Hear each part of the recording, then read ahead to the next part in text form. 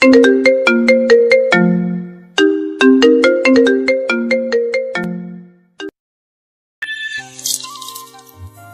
দিয়ে হাঁটছি আর ভাবছি, পরীটা মনে হয় একটু বেশি আমার উপর রাগ করেছে। রাগটা যেন কমে, তাই হাতে রয়েছে লাল টকটকে একটি গোলাপ। পরী আমার সামনে সামনে হাঁটছে আর আমি তার পেছনে। পরী, পরী, ও পরী, শোনো। কি শুনবো? হ্যাঁ, আর কত কষ্ট দিবে আমাকে? তুমি জানোই তো আমি বিকেলবেলা একটা টিউশনি করাই। টিউশনি করেও ভালো, আমি তো মানা করিনি। তোমাকে বলেছি দুদিন আগে আমার সাথে দেখা করতে, আর তুমি আজকে আসছো আমার সাথে দেখা করতে। আমার প্রতি এই তোমার ভালোবাসা? বাহ সজীব, বাহ। ভালোবাসি, ভালোবাসি অনেক বেশি। যদি চাও পরীক্ষা দিতেও রাজি আছি। গোলাপগুলো পরীর হাতে দিয়ে কথাগুলো বললাম। তুমি রেডি তো? রেডি মানে? প্রতিবারের মতো এবারের ফুলে কাজ হবে না, পরীক্ষা দিতে রেডি হও। আচ্ছা তুমি বলো, আমি পরীক্ষা দিতে প্রস্তুত আছি। পরীক্ষা দিতে হবে না, শুধু আমাকে নিয়ে ঘুরলেই হবে। এটা তো সম্ভব না পরী। তুমি আমাকে ভালোই বাসো না। প্লিজ মন খারাপ করো না। মন খারাপ করবো না তো নাচবো? ঘুরতে চেয়েছি, অন্য কিছু তো আর চাইনি। পরী একটা কথা বলি। বলো। আমার মতো গরিব আবার বেকারও বটে, সামান্য ঘুরতে নিয়ে যেতে পারি না, পকেট খালি বলে। প্লিজ আমাকে তুমি ভুলে যাও। তুমি আমার থেকে অনেক ভালো ছেলে ডিজার্ভ করো পরী। আমার মুখে এমন কথা শুনে পরী অনেক কষ্ট পেয়েছে, কারণ সে আমাকে অনেক ভালোবাসে। ভুলে যাওয়ার জন্য মনে হয় তোমাকে ভালোবেসেছিলাম। তোমার মুখে এমন কথা শুনবো আমি কখনোই ভাবতে পারিনি। একবার নিজেকে আমার জায়গায় রেখে চিন্তা করেছো? যদি করতে এই কথা বলতে পারতে না। আর কখনো ঘুরতে যাওয়ার জন্য তোমাকে বলবো না, তবুও ভুলে যেতে বলো না। অনেক ভালোবাসি। তুমি বুঝতে পারছো না, আমার টাকা পয়সা কিছুই নেই। আমার টাকা পয়সা কিছুই লাগবে না, শুধু তোমার ভালোবাসা পেলেই হবে। ওরই শক্ত করে জড়িয়ে ধরে কথাগুলো বললো। কি বলবো আমি কিছুই বুঝতে পারছি না। আচ্ছা আমার মতো গরিবের মাঝে কি এমন পেয়েছো একটু বলবে? আচ্ছা, তুমি এত গরিব গরিব করছো কেন? আমি কি তোমাকে কখনো এই বিষয়ে কিছু বলেছি? না। তাহলে এত গরিব গরিব করছো কেন? আর একবার যদি তোমার মুখে এমন কথা শুনি, অনেক খারাপ হবে কিন্তু। আচ্ছা শোনা, আর বলবো না, এই গান ধরলাম। এবার তো চলো। চলো। লাস্ট 1 বছর থেকে পরী আমাকে সহ্য করে এসেছে। হয়তো আমার জায়গায় ও থাকলে আমি সহ্য করতে পারতাম বলে মনে হয় না। আমি জানি না ওকে আমি কতটা ভালোবাসতে পেরেছি, কিন্তু এটা জানি যে ও আমাকে বড্ড বেশি ভালোবাসে। আমি সজীব। মাস্টার্স পাশ করার কিছুদিন পর মা মারা যায়। তারপর থেকে আমাদের জীবন নেমে আসে আমার বর্ষা রাত। এইসব ভাবতে ভাবতে হৃদয়ের ফোন আসলো। হ্যাঁ হৃদয় বল। ওই বেটা, ওকে যে বললাম রাতে পার্টি আছে। সরি রে দোস্ত, আমি আসতে পারবো না। আসবি না বললেই হলো। তুই তো জানিস বাবার অবস্থা খুব একটা ভালো না। এই অবস্থা আমি কেমনে পার্টিতে যাই বল? তার মানে তুই আসবি না? রাগ করিস না প্লিজ। Okay bye. বলি ফোনটা কেটে দিল। তারপর ফ্রেশ হয়ে বাবাকে বিছানায় শুয়ে দিলাম। তারপর আমিও এসে শুয়ে পড়লাম। শুয়ে শুয়ে ভাবছি এভাবে আর কতদিন চলবে। মাঝে মাঝে মরে যেতে মন চায়। মা, তুমি জানো আমি মাস্টার্স পাশ করেও কোনো চাকরি করতে পারছি না, কিন্তু একটা টিউশনই করাই। আমার অনেক কষ্ট হয়। এইদিকে আবার বাবার শরীরটা ভালো না। কি যে করব মা, আমি কিছুই বুঝতে পারছি না। এইসব ভাবতে ভাবতে কখন যে ঘুমিয়ে পড়েছি নিজেই জানি না। ঘুম থেকে উঠে ফ্রেশ হয়ে বাইরে বেরিয়ে পড়লাম।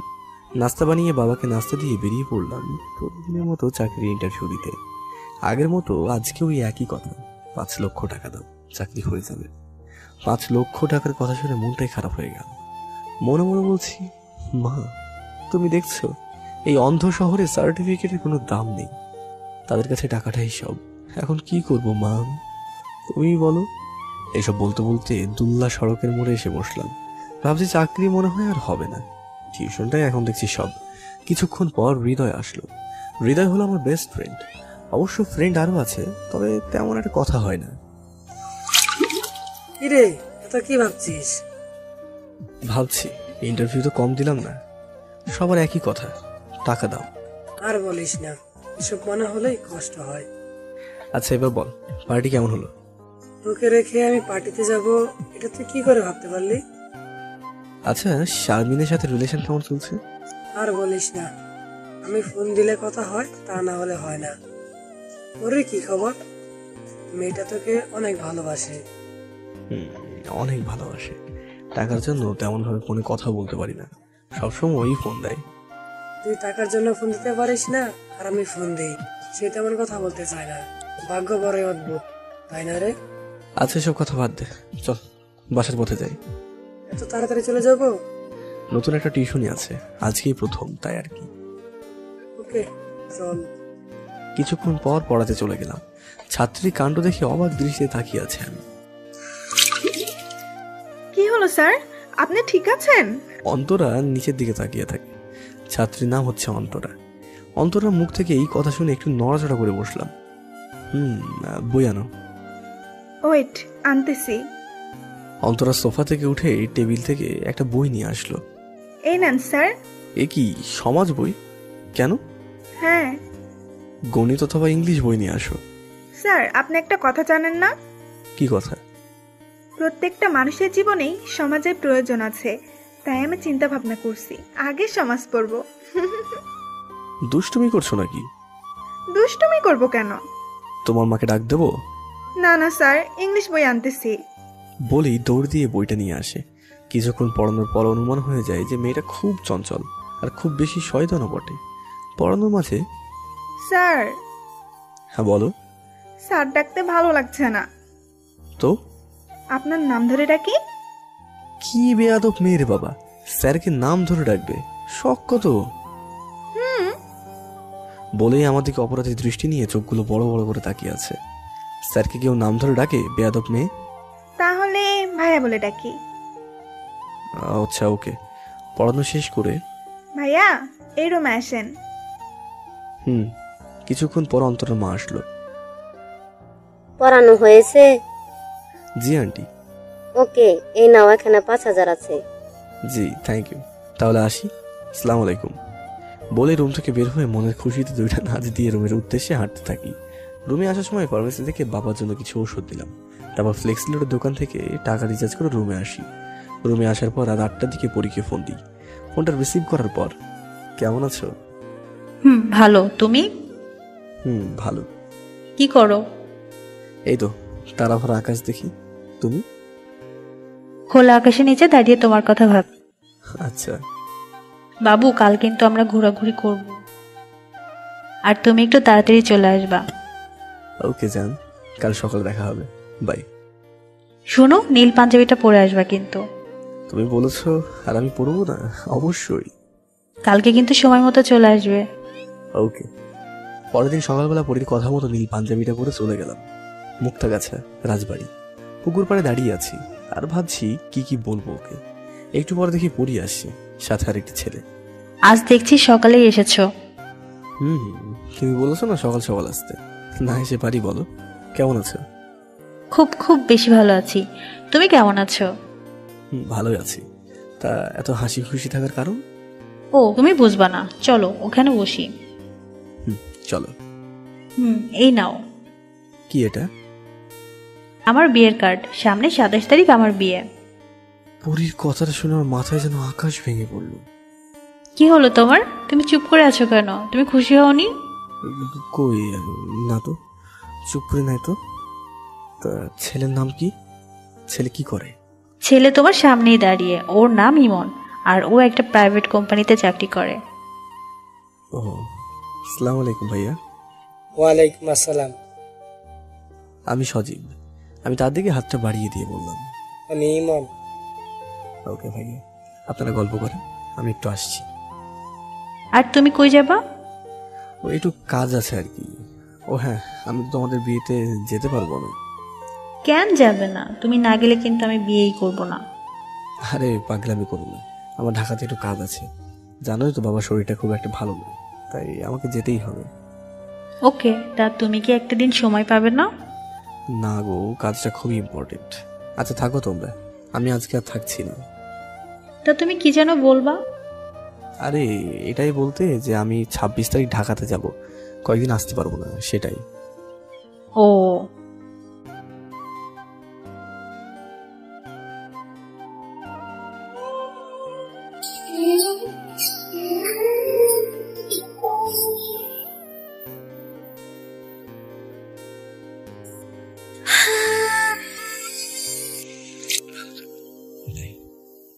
চলে আসলাম। পরি আর ওই ছেলেটিও চলে যাচ্ছিল। আমার বুকটা ফেটে যাচ্ছিল, আর একটু থাকলে কান্না করে দিতাম।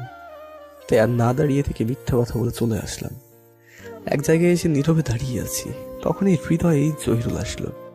আমাকে দেখেই বলল, কিরে দোস্ত, কি অবস্থা? কাজ হয়ে গেছে দেখছি। ও, গিফট দিয়েছে? চল দোস্ত, তুই আজ ট্রিট দিবি। এনে কার্ড। জহিরুলের হাতে কার্ডটা দিলাম, মাথা নিচে করে। কিসের কার্ড এটা? পরির বিয়ের কার্ড। শালা কার্ডটা কি একবার দেখেছিস? দুজনেই আমার দিকে অগ্নি দৃষ্টি নিয়ে তাকিয়ে আছে। আমি বললাম, কি হয়েছে? এইভাবে দুজনে আমার দিকে তাকিয়ে আছিস কেন? আমাদেরকে ট্রিট দিতে হবে, এজন্য আমাদের সামনে বাপ্পার সাজা হচ্ছে, তাই না? তার হতে দিচ্ছি না। শালা ভালো করে কার্ডটা দেখ। পর আমি যা দেখলাম, আমি তো পুরোই অবাক। 27 তারিখ পরীর জন্মদিন, আমি তো ভুলে গিয়েছিলাম। পরীর মুখ দিয়ে বিয়ে শব্দটা শুনে বাক প্রতিবন্ধী হয়ে গিয়েছিলাম। তখনই মোবাইলটা বেজে উঠলো, দেখি পরী ফোন দিয়েছে। সঙ্গে সঙ্গে রিসিভ করলাম। এই যে মিস্টার বলদ, কার্ডটা কি খুলে দেখা হয়েছে? এটার প্রতিশোধ আমি নেবই। তাই বুঝি? কিভাবে নিবে শুনি? সময় হলে বুঝতে পারবে। আমাকে এইভাবে কষ্ট দিলে না, আমিও বোঝাবো। তখন যদি আমার কিছু হয়ে যায়? তোমার কিচ্ছু হবে না, যা হবার তো আমার হয়ে গেছে কিছুক্ষণ আগে। সরি, আমি এভাবে মজা করতে চাইনি, সব দোষ ইমনের। মনে পড়েছে। ওই ছেলেটা কে শুনি? এখন আমাকে রেখে অন্য ছেলে নিয়ে ঘোরা হচ্ছে। ও হলো আমার ফ্রেন্ড। ফ্রেন্ড না অন্য কিছু? কি বলতে চাইছো তুমি? আমি তো আর তোমাকে নিয়ে ঘুরতে পারি না। ঠিক আছে, বাই। Hello hello. সঙ্গে সঙ্গে ফোনটা কেটে দিয়ে ফোনটা অফ করে দিলাম। ফোন অফ করলি কেন? ফোন অফ করার কারণ হলো, আমি যতক্ষণ কষ্ট পেলাম তার মূল্য দিতে হবে না। দেখিস কষ্টটা যেন বেশি না হয়ে যায়। তারপর ওখান থেকে আমি সোজা পড়াতে চলে গেলাম। কাজগুলো করেছো? সবগুলো করি নাই, কেন? কয়েকটা আছে, পারি না। কোনগুলো পারো না? এইগুলো। অন্তরা হাত দিয়ে খাতাটা বাড়িয়ে দেয়। খাতাটা নিয়ে লিখতে থাকি। তখন অন্তরা টেবিলের নিচ দিয়ে আমার পায়ের উপর পা রাখে। আমি তখন মাথা উঠিয়ে অন্তরার দিকে চেয়ে বলি, বসতে কোনো সমস্যা? না। তাহলে এমন কেন করছো? কি করছি? কি করছো জানো না? অন্তরা তখন মাথা দিয়ে না বোধক ইশারা করে। পায়ের উপরে পা রাখছো কেন? খেয়াল করিনি। বড়দের শরীরে পা লাগলে কি করতে হয়? সরি বলতে হয়। এই জন্য এই টেস্টে কতগুলো ঘোড়ার ডিম আনছি। ভাইয়া, ঘোড়া ডিম পারে? আগে জানতাম না। আচ্ছা ভাইয়া, ডিম কত বড়? চুপ করো। আচ্ছা, চুপ। বলেই মুখ হাত দিয়ে মিটমিটে হাসছে, আর আমাদেরকে বারবার তাকাচ্ছে। জীবনে অনেক টিউশনি করিয়েছি, না এমন ফাজিল মেয়ের কোনো ছাত্রছাত্রী পড়ায়নি। ভাইয়া, কি ভাবছেন? কিছু না, এগুলো করো। ওকে। পড়ানো শেষে বাসার উদ্দেশ্যে হাঁটতে থাকি, আর ভাবছি পরীর জন্মদিনে কি গিফট দেওয়া যায়। না, কিছুই ভেবে পাচ্ছি না। গিফট দেওয়ার কোনো অভিজ্ঞতাই নেই আমার। হঠাৎ করেই মোবাইলটা বেজে উঠলো। স্ক্রিনে তাকিয়ে দেখলাম পরী কল দিয়েছে। সাথে সাথে রিসিভ করলাম। কেমন আছো? ভালো, তুমি? ভালো। কোথায় আছো তুমি এখন? এই তো এই মাত্র প্রাইভেট পড়িয়ে আসলাম, এখন হাঁটছি। আমি পুকুর পাড়ে আছি, তুমিও আসো। ওকে, আসছি। ভালোই হলো, পরীর সাথে দেখা করে বাসায় চলে যাব। কিন্তু কালকে পরী যেটা করলো, আজকে কিছু একটা করতেই হবে। কিছুক্ষণ পর পুকুর পাড়ে গিয়ে পৌঁছালাম। তারপর পরী বলল, কেমন আছো? ভালো না। কেন, কিছু হয়েছে? হয়েছে মানে? অবশ্যই হয়েছে। কাল তুমি আমার সাথে যা করলে আমি কখনো ভাবতেও পারিনি তুমি আমার সাথে এমন একটা কাজ করবে। তা সরি, আমি এমনটা করতে চাইনি, প্লিজ আমাকে ক্ষমা করে দাও। আমাকে কাঁদতে পেরে অনেক আনন্দ পেয়েছো বুঝি। তুমি বলতে আমাকে তুমি ইমনকে ভালোবাসো, আরও তোমার ফ্রেন্ড না। আরও তোমার ফ্রেন্ড না। ফ্রেন্ড হলে কখনোই কোনোদিন ফ্রেন্ডকে বলতো না এমন একটা কাজ করার জন্য। তুমি বলতে আমাকে, আমি নিজে থেকেই সরে যেতাম তোমাদের মাঝখান থেকে। আমি তো একদম থ মেরে গেলাম। পরী আমাকে থাপ্পড় মারলো। আমি তো চোখের দিকে তাকাতে দেখি চোখ দিয়ে ঝর্ণার মতো জল গড়িয়ে পড়ছে। কিছুক্ষণ পর পরী অস্ত্র ভরা চোখ নিয়ে বলে উঠল, তুমি একটা বোকা, আমি কি তোমাকে ছাড়া অন্য কাউকে বিয়ে করতে পারি বলো? তুমি বিশ্বাস করো, আমি এরকম বোকা কোনোদিনও হইনি। এরকম কাজ আজ পর্যন্ত কেউ আমার সাথে করেনি যা তুমি করলে। যদি অন্য কাউকে ভালোবাসতাম তাহলে 1 বছর তোমার সাথে সম্পর্ক কোনোভাবেই সম্ভব হতো না, তার আগেই শেষ হয়ে যেত। তুমি জানো কষ্টটা ঠিক এখানে গিয়ে লেগেছিল। মনে হচ্ছিল কি আমার বুকে ছুরি দিয়ে ক্ষত বিক্ষত করে দিয়েছে, যা তোমাকে এখন আমি বলে বোঝাতে পারবো না। সরি, আমি বুঝতে পারিনি বিষয়টা এত সিরিয়াস হয়ে যাবে। পরি শোনো, আপন মানুষের সঙ্গে এমন কোনো মজা করো না যেটা তার বুকে আঘাত করে। হয়তো সে আঘাতটা সহ্য নাও করতে পারে। প্লিজ এমন করে বললো না, আমি নিজেকে ঠিক রাখতে পারছি না। কান্না কমলে আমাকে একটু জড়িয়ে ধরবে। পরি মিষ্টি একটা হাসি দিয়ে আমাকে শক্ত করে জড়িয়ে ধরে আছে। হ্যাঁ, এত ভালোবাসো, আর এটা বোঝো না তুমিহীন আমি একটা জ্যান্ত লাশ। আমি সত্যিই অনেক বোকা মা। এটা কি করলে? এত কষ্ট পেলে আমার জন্য, আর শুধু শুধু থাপ্পড় খেলে? তার জন্য আমি একটা ট্যাবলেট দিব না। এতটা বোকা কিন্তু আমি নই। এরকম ট্যাবলেট কি সবাইকে দাও? বলেই দৌড় দিলাম। কি বললি? দাঁড়া বলছি। দাঁড়াতে পারি, তবে একটা শর্ত আছে। কি শর্ত? তাড়াতাড়ি বল, আমি আর দৌড়াতে পারছি না। শর্তটা হচ্ছে এমন ট্যাবলেট গুনে গুনে আরো 5টা চাই, তাও আবার এখনই। কি ট্যাবলেট? ধরতে পারলে ট্যাবলেট না, একদম ওষুধ খাওয়াবো বাবু। এই শোনো, I love you. I love you too. তারপর দুজনে এমন অনেক দুষ্টুমি করলাম পুকুর পাড়ে। আর একটা কথা শোনেন, কখনো এমন মজা করবেন না যা কাছের মানুষদের একদম হৃদয়ে গিয়ে বাঁধে। তারপর বাসায় এসে বাবাকে ওষুধ খাওয়ালাম। তখন বাবা বলল, সজীব, তোর অনেক কষ্ট হয়। এসব কি বলো বাবা? কষ্ট মানে? সন্তান হিসেবে তো এটা আমার দায়িত্ব মাত্র শুধু। আমি জানি বাবা, তোর অনেক কষ্ট হচ্ছে। চুপ করো বাবা, ঘুমাও তো এখন। চুপ তো থাকতে চাই, কিন্তু মন তো চুপ থাকতে চায় না। এভাবে ঘরবন্দি না থেকে যদি তোর মার কাছে চলে যেতে পারতাম, তাহলে অন্তত চোখের সামনে তোকে এভাবে কষ্ট পেতে দেখতে হতো না। এইসব বললে কিন্তু আমি আর কখনো তোমার সাথে কথা বলবো না। আচ্ছা, আর বলবো না। এবার তুই একটু বিশ্রাম কর, যা। তারপর আমার রুমে এসে শুয়ে শুয়ে ভাবছি, ও আপনাদের তো বলাই হয়নি বাবার কি হয়েছে। আসলে আজ থেকে 3 সপ্তাহ আগে বাবা হার্ট অ্যাটাক করে, তারপর থেকে এই অবস্থা হয়েছে। এবার হয়তো বুঝতে পেরেছেন। কি বলবো, সবকিছুই পরিবর্তন হচ্ছে, কিন্তু কিছু মানুষের চরিত্র পরিবর্তন হচ্ছে না। যেমন আমার কতগুলো ইন্টারভিউ দেওয়ার পরও চাকরি হলো না। মাঝে মাঝে মনে হয় ছোট্ট ছিলাম, অনেক ভালো ছিলাম, কেন যে আবার বড় হতে গেলাম।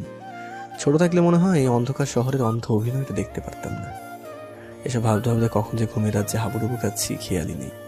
পরের দিন বাবাকে ওষুধ খাইয়ে পড়াতে চলে আসলাম। দরজায় নক দেওয়ার পর অন্তরার মাকে দেখার পরে সালাম দিয়ে রুমে প্রবেশ করি।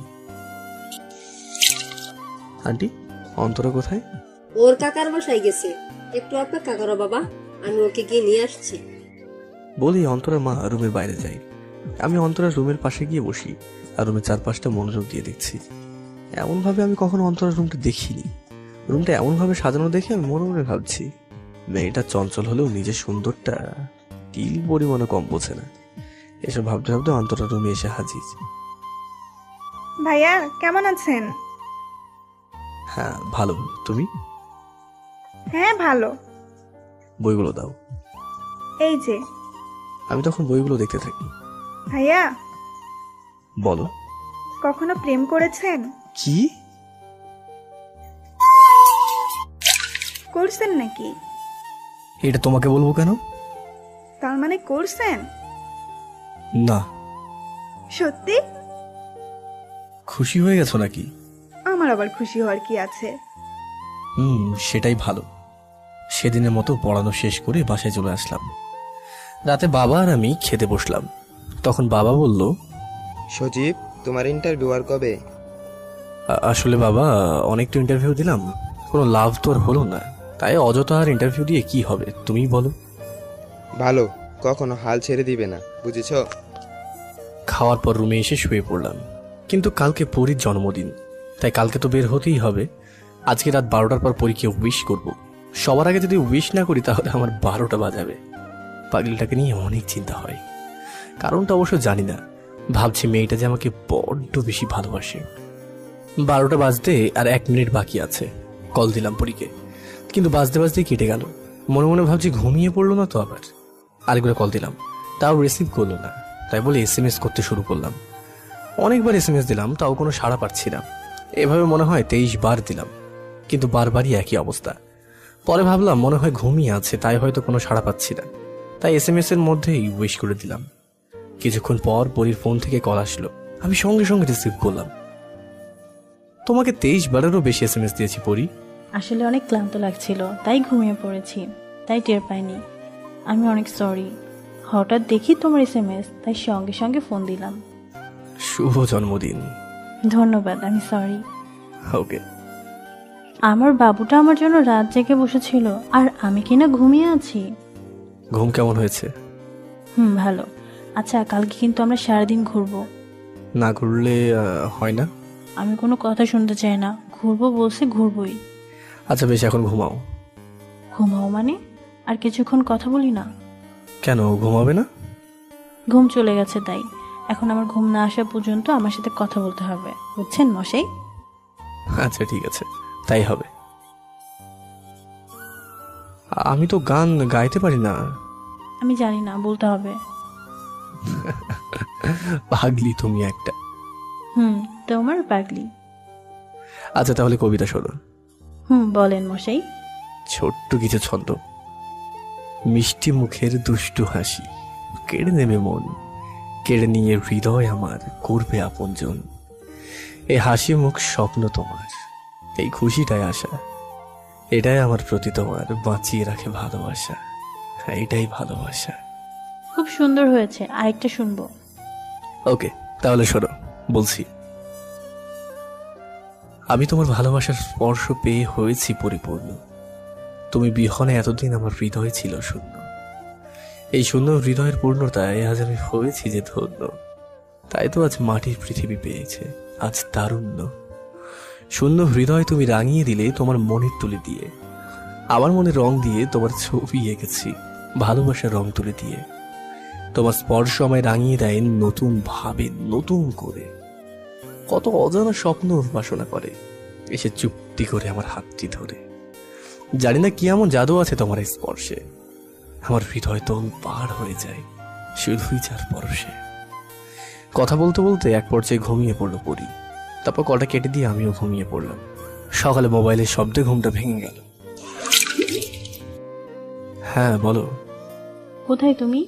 এখন আবার কোথায় থাকবো, বাসায় ঘুমাচ্ছি। আমি মনে হয় ডিস্টার্ব করলাম। আরে ডিস্টার্ব না, না বলো কি বলবে। আচ্ছা এখন এসব বাদ দাও, আজকে কিন্তু আমরা সারাদিন ঘুরবো। আচ্ছা বেশ। তাহলে এখন ঘুমাও, ঠিক টাইমে তোমাকে যেন রাজবাড়ি পুকুর পাড়ে পাই। আরে এখনো তো 9টাই বাজেনি, 11টার আগে চলে আসবো। আচ্ছা ঠিক আছে, এখন ঘুমাও। আচ্ছা। তারপর কলটা কেটে দিয়ে আবার ঘুমিয়ে পড়লাম। ঘুম থেকে উঠে ফ্রেশ হয়ে বাবাকে ঔষধ খাই, আমিও কিছু খেয়ে নিলাম। তারপর আমি রাজবাড়ি পুকুর পাড়ে চলে গেলাম। কিছুক্ষণ পর পরিও চলে আসলো। তারপর পুকুর পাড়ে কিছুক্ষণ থেকে দুজনের ব্যাটালিয়ন পার্কে ঘুরতে গেলাম। দুজনে পাশাপাশি হাঁটছি, হালকা বাতাস বইছে, ভালোই লাগছে। পার্কে একটা রেস্টুরেন্ট আছে, দুজনে দুপুরে ওখানে খেলাম। তারপর অন্য এক জায়গায় ঘুরতে গেলাম। ঘুরতে ঘুরতে আমার প্রাইভেট পড়ানোর সময় হয়ে গেল। তারপর পরীকে বললাম, আচ্ছা পরি, এখন তো আমার প্রাইভেট পড়ানোর সময় হয়ে গেল, এখন তাহলে তুমি বাসায় যাও। আরো কিছুক্ষণ থাকি না? না না, আর থাকতে হবে না, সেই সকালে বের হয়েছো, এখন বাসায় যাও। তোমার বাবা মা আবার চিন্তা করবে পরে তাহলে আবার।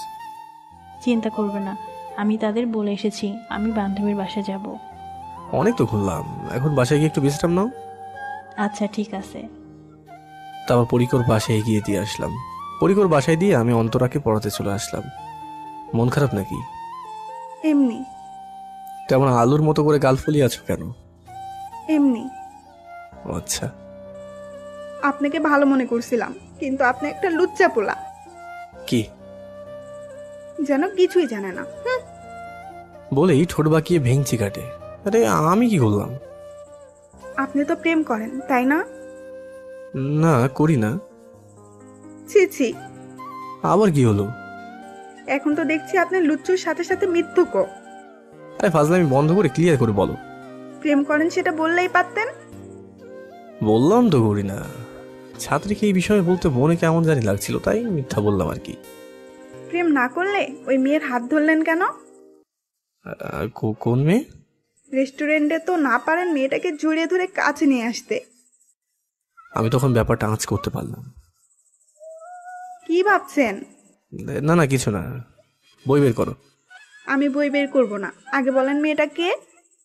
তাহলে তুমি থাকো এখানে। এ কথা বলেই সেদিনের মতো চলে আসলাম। পরের দিন অন্তরাদের বাসের উদ্দেশ্যে হাঁটা দিই। দরজায় নক করার পর অন্তরা এসে দরজাটা খুলে দিল। তখন আমি অন্তরার দিকে তাকিয়ে খেয়াল করে দেখি সে নীল শাড়ি পরেছে, সাথে হালকা মেকআপ আর ঠোঁটে হালকা গোলাপি লিপস্টিক। দেখতে পুরো পরীদের মতোই লাগছে। আমি ইদানিং অন্তরাকে দেখে বেশি অবাক হচ্ছি। বুঝতে পারছি না অন্তরা প্রতিদিন এমন কেন করছে। এভাবে হা করে কি দেখছেন? আমি ঘোর কাটিয়ে বললাম, কি কি?" সবুর করেন, সবুরে মেওয়া ফলে। বলে একটা মুচকি হাসি দিয়ে রুমের দিকে হাঁটা শুরু করলো। আমি তো কিছুই বুঝতে পারলাম না। আমিও তার পিছনে পিছনে হাঁটা শুরু করলাম। আজকে পড়বো না। কেন? ভালো লাগছে না, গল্প করেন। এখন গল্প করার সময় না, যাও বই নিয়ে এসো। বই নাই, গল্প বলেন বলছি। শোনো, আমি এসব কবিতা কিচ্ছু পারি না। বই আনতে বলছি তো, বই আনো না। প্লিজ প্লিজ, আজ পড়বো না। কেন? এমনি, কাল থেকে পড়বো। এটা তো বেশ কিছুদিন ধরেই শুনছি। যাও বই নিয়ে এসো। একটা কথা বলবো? কি কথা বলো? আমি তখন অন্তরার দিকে খেয়াল করে দেখি অন্তরার শরীরে হালকা ঘাম ঝরছে। এসি চলাকালীনও ঘামের মানেটা অন্য কিছু, সেটা আমি খুব ভালো করেই জানি। কি হলো বলো? ভালোবাসি। কাকে? আপনাকে। ছাত্রী হিসেবে আমিও তোমাকে খুব ভালোবাসি। ছাত্রী হিসাবে না, তো বইয়ের মতো করে ভালোবাসতে হবে। কি? বয়স কত তোমার? আর 2 মাস পরে 18 হবে। 20 বছরের ওপরে হলে প্রেমের নাম মুখে নিও। এখন ভালোবাসতে চাই, আর কিচ্ছু চাই না। আরে পাগল নাকি? পাগলি। আঙ্কেলকে বলবো? আমিও বলবো। কি বলবা? বলবো আপনি আমার অন্যা ধরে টান দিছেন। কি? হ্যাঁ। আমি তখন ভাবতে থাকি আমার রিলেশনের কথা বলে দেবো, তাহলে এই জ্বালা কমতে পারে। কি ভাবেন? শোনো, একটা কথা বলি। কোনো কথাই শুনতে চাই না আমি। বলেন ভালোবাসেন কিনা? হ্যাঁ বাসি, তবে ছাত্রী হিসেবে। কি নেই আমার মাঝে? বলেন, একটিবার বলেন আমি তোমাকে ভালোবাসি। আরে তুমি বুঝতে পারছো না কেন? তুমি অনেক কিউট, ভালোভাবে লেখাপড়া করো, ভালো একজন জীবনসঙ্গী অবশ্যই পাবে। আমি এত কিছু বুঝি না, আমার শুধু আপনাকেই লাগবে, আর কাউকে না। তোমার মা বাবা আমাকে অনেক আদর করে, তাই তোমাকে এতক্ষণ ভালো করে বোঝালাম। তা না হলে কিন্তু। তা না হলে কি করতেন? ও, হাত ধরতেন, জড়িয়ে ধরতেন, হাতাহাতি করতেন, নাকি অন্য কিছু? ছি ছি ছি, তোমাকে ভালো ভেবেছিলাম। আর তুমি? কি? তার মানে আমি খারাপ? এতক্ষণ ভালো করে কথা বলেছি, ভালো লাগে নাই, এখন তোর সাথে খারাপ হতে হবে, তাই না? এসব কি বলছো তুমি? আর কাছে আসছো কেন? তোর সাথে আমি এখন খারাপ করব। থাপ্পড় মারলে তুই আমাকে? এতক্ষণ ভালোভাবে কথা বলছি বলে ভালো লাগেনি না? আর শোন, আমি তোকে ভালোবাসি না, আমি ভালোবাসি অন্য আরেকজনকে, যা তোর থেকে অনেক ভালো। ও, গার্লফ্রেন্ড আছে, এটাই আসল কারণ? সেটা আগে বলবে তো। তুমি আমার ছাত্রী, স্যার হিসেবে তোমাকে এসব বলা মানে না, বুঝেছো? কিন্তু আমার মনে আগুন জ্বালিয়ে এখন সব বললে কোনো লাভ হবে না। তোমার মনে আগুন জ্বলছে, এখানে আমার কোনো হাত নেই। তোমার মনে তুমি নিজেই আগুন জ্বালিয়েছো। যা তুই নিভিয়ে দিবি। কি? আমি খারাপ, তাই না? তোর ভালোবাসার মানুষও তোর কাছে আসতেই ঘৃণা করবে আজকের পর থেকে। আবার থাপ্পড় মারলি? ঠাস করে আবারও থাপ্পড় মারলাম। আরে আরে, দরজা বন্ধ হচ্ছে কেন? ভালোবাসা যে আগুন জ্বলছে সেটা নিভাবো বলে। এসব কি বলছো অন্তরা তুমি? আমি যা বলছি ঠিক বলছি, আমাকে আগে বললি না কেন? তুই অন্য আরেকজনকে ভালোবাসিস। তোমাকে বলবো কেন? তাই এখন তোকে একটা উপহার দেব। তুমি যেটাই উপহার দাও না কেন, কোনো লাভ হবে না। এমন জিনিস উপহার দেব যা তোর কল্পনারও বাহিরে। তাই বুঝি? অনেক ভালোবাসি। এটা ভালোবাসা না, আমার প্রতি তোর নেশা। নেশা কেটে গেলে আমিও কেটে যাব। নেশা হোক আর পেশা, তোকে পেতে হবে, এটাই আমার আশা। আমি মরে গেলেও তোর এই আশা পূর্ণ হবে না। আমি তোকে এখন ঘৃণা করি, এটা বলেই চলে যেতে লাগলাম। অন্তর আমাকে ধাক্কা দিয়ে বিছানায় ফেলে দিল। আমি বললাম,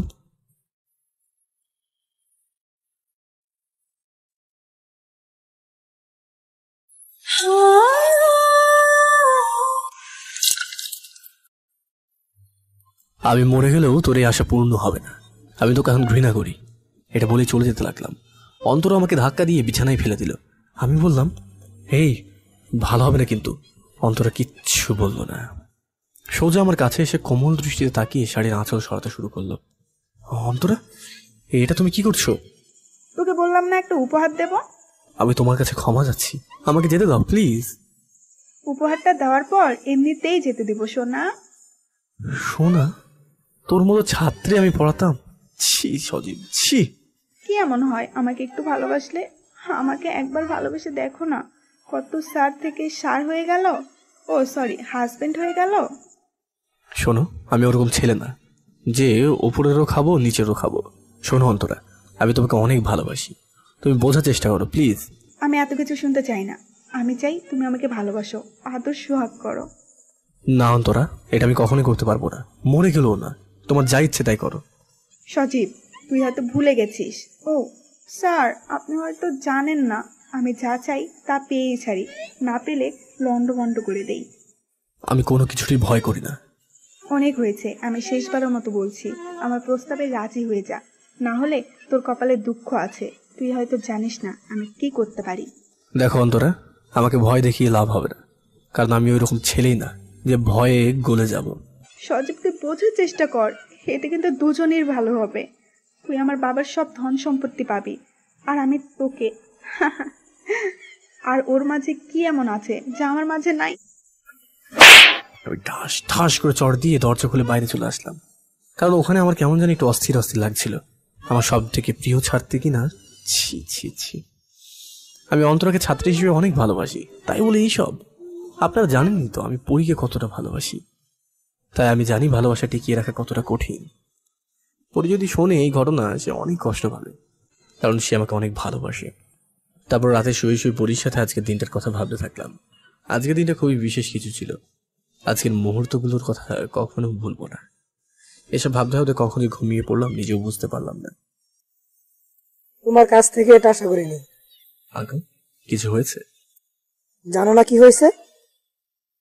তখন আমার ভয়ে হাত পা কাঁপতে শুরু করে।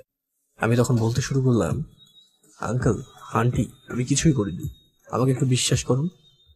আঙ্কেল আন্টি, অন্তরা যা বলছে সবই মিথ্যে। কি? আমার মেয়ে মিথ্যা কথা বলছে? লোকের বাচ্চা। বাসার দিকে তাকিয়ে দেখি বাবা দাঁড়িয়ে আছে। আসলে আমরা অন্তরাদের বাসায় ভাড়া থাকি। বাবা, তুই আর একটা কথা বলবি না, যা বেরিয়ে যা এই বাড়ি থেকে। প্লিজ বাবা, বিশ্বাস কর আমি নির্দোষ। অন্তরা এসব কিছু বানিয়ে বলছে। অন্তরা, তুমি সত্যিটা বলো না। আজ হয়তো মা বেঁচে থাকলে আমাকে বিশ্বাস করতো। ভাগ্যিস তোর মা বেঁচে নেই, থাকলে তোর এই ঘটনা শুনে হার্ট অ্যাটাক করতো। বাবা, তুমিও বিশ্বাস করলে না? আমার চোখ দিয়ে ঘর গড়িয়ে জল পড়ছি। আপনি যদি এর বিচার না করেন আমাকে বলেন, আমি পুলিশে ধরিয়ে দিই। আমার ছেলে বেঁচে থাকার চেয়ে মরে যাওয়া ভালো। আজ থেকে তুই আমার ছেলে না, এখনই বাসা থেকে বের হয়ে যা। তোর মতো কুলাঙ্গার ছেলে থাকার চেয়ে মরে যাওয়া ভালো। কেউ বিশ্বাস করলো না আমার কথা। কেনই বা আমাকে বিশ্বাস করবে? বিশ্বাস করার মতো তো আমি কোনো কাজ করিনি, তাই হয়তো কেউ বিশ্বাস করেনি। পৃথিবীটা বড়ই অদ্ভুত। যে চায় ভালোভাবে চলতে ফিরতে, তাকেই মানুষ সমাজের কাছে ঘৃণার পাত্র বানিয়ে দেয়।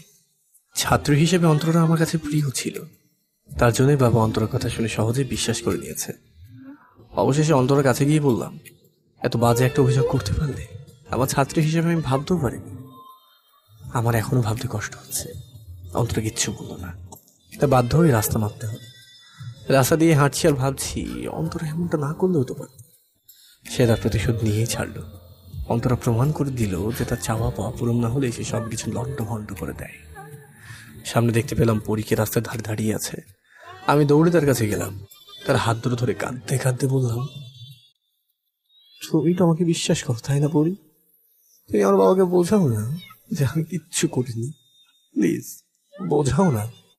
বিশ্বাস তো অনেক আগেই চলে গিয়েছিল, যখন তুমি আমার বলা শর্তেও মেয়েদেরকে পড়তে আর আমি দেখা করতে চাইলেই তোমার কাছে সময় হতো না। বিশ্বাস আর রাজ তো নিজের কানে শুনলাম। এই পরী, তুমি এসব কি বলছো? বলো না এসব মিথ্যে। ছি, তোমার কথা শুনতেও আমার এখন ঘৃণা করছে। আরে আমি তো তোমাকে ভালোবেসেছিলাম। আচ্ছা, আমার কি কম ছিল যে তুমি এমন একটা জঘন্য কাজ করলে? তোমার যদি এতই ইচ্ছা ছিল বিয়ের, আগেই আমি না হয় সবকিছু দিয়ে দিতাম। তুমি তুমিও বিশ্বাস করতে পারলে না? সরি পরি, সরি। ওকে, বাই, ভালো থেকো। এই বলে চলে আসলাম। অঝরে চোখ দিয়ে জল পড়ছে, চাইলেও আটকাতে পারছি না। এখন রাস্তা মাপা ছাড়া আর কোনো উপায়ও নেই। পকেটে বেশি টাকাও নেই, মাত্র 150 টাকা আছে। খিদেও পেয়েছে, কি করবো বুঝতে পারছি না। হাঁটতেও কষ্ট হচ্ছে, তাই একটা হোটেলে গিয়ে নাস্তা করে নিলাম। নাস্তা করার পর পকেট আমার একদম ফাঁকা। এখন কিছুই করার নেই আমার, শরীরটাও ভালো লাগছিল না, তাই বলে এক জায়গায় গিয়ে শুয়ে পড়লাম। তারপর ভাবতে থাকলাম কিছুদিন পর হয়তো সবকিছুই ঠিক হয়ে যাবে। এইসব ভাবতে ভাবতে ওখানে ঘুমিয়ে পড়লাম। সকাল হয়ে গেছে, এবার কিছু তো একটা করতে হবে। তাই কাজ খোঁজার জন্য রাস্তায় রাস্তায় হাঁটছি আর ভাবছি, যখন ভালোভাবে সেজে গুজে চাকরির জন্য ইন্টারভিউ দিতে যেতাম তখন কেউ চাকরি দেয়নি। আর এখন তো রাস্তায় থাকা কুকুর এখন কি আমাকে চাকরি দেবে? হ্যাঁ, এসব ভাবতে ভাবতে অনেক খিদে লেগে গেল। খিদের জ্বালায় আমার পেট একদম ফেটে যাচ্ছে, কিন্তু কি করব সেটাই বুঝতে পারছি না। কুকুরের মতো হাঁ করে মানুষের মুখের দিকে চেয়ে আছি আর ভাবছি কেউ একজন এসে আমাকে 10টা টাকা দিয়ে বলুক, যাও বাবা, এটা থেকে কিছু কিনে খেয়ে নাও। কেউ বললো না, বাবা এই নাও 10 টাকা। বারবার মনে হচ্ছিল পাশে পড়ে থাকা রুটিটা তুলে খেয়ে ফেলতে, কিন্তু আমার সম্ভব হলো না। তাই জল খেয়ে পেটকে সান্ত্বনা দিলাম। এরপর এভাবেই চলতে চলতে কেটে গেল 5টা মাস। এই অন্ধ শহরে আমার কষ্ট দেখার মতো কেউ নেই, সবাই নিজের কাজে ব্যস্ত। কিন্তু এই 5 মাসে আমার অনেক পরিবর্তন হয়েছে। শরীরের রং শ্যামলা থেকে কালো হয়েছে, শুকিয়ে গিয়েছি, রাস্তায় রাস্তায় পড়ে থাকি। এগুলোই পরিবর্তন হয়েছে, আর কিচ্ছু না। ও, সেদিন আমার বন্ধু হৃদয়ের সাথে দেখা। আপনাদেরকে তো বলাই হয়নি, আমার বন্ধু হৃদয় কি বলবো শুনবেন? তাহলে শুনুন, আজকে পরীর বিয়ে। হৃদয়ের মুখে এই কথাটা শুনে বুকের ভেতর আটকে উঠল। আমাকে ছাড়া ভালোই আছে পাগলিটা, হয়তো অনেক সুখেই আছে। আজ সে অন্য কারোর হবে ভাবতেই বুকের ভেতরটা ফেটে যাচ্ছে। আমার কিছুই করার নেই, তারপরেও বন্ধুর কাছ থেকে অন্তরার নাম্বারটা নিলাম। শুনেছি অন্তরার নাকি আজকে জন্মদিন, অনেক আনন্দে আছে। রাত্রি ঘনিয়ে এলো, আমি এক নির্জন জায়গায় বসে আছি। হয়তো পরি এখন বিয়ের মণ্ডপে বসে আছে, হয়তো অন্তরা আজ তার জন্মদিন নিয়ে ব্যস্ত। তাও ফোন করলাম আমার প্রিয় ছাত্রী।